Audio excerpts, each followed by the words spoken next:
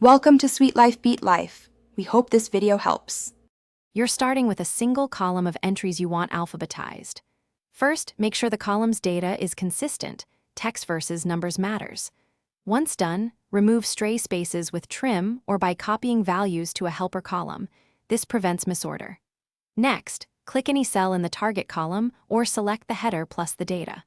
Doing that tells Excel the exact range to sort, so you don't accidentally rearrange unrelated rows. Now apply the sort. Go to the Data tab and choose Sorted to Z to alphabetize ascending, Z to a reverses it.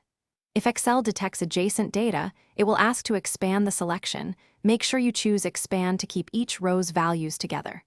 For more control, click Sort, pick the column by header name, and add levels for secondary keys like last name then first name. This preserves related data while ordering precisely. Finish by checking that formulas haven't shifted unexpectedly. If they have, copy and paste values to lock results. If the sort looks wrong, immediately use Undo or Data Sort and filter Clear to restore the original layout, then inspect headers and hidden rows. Make sure no filters are active. Filtered data can produce apparent misorders. If duplicate or case-sensitive issues persist, add a helper column with lower or upper.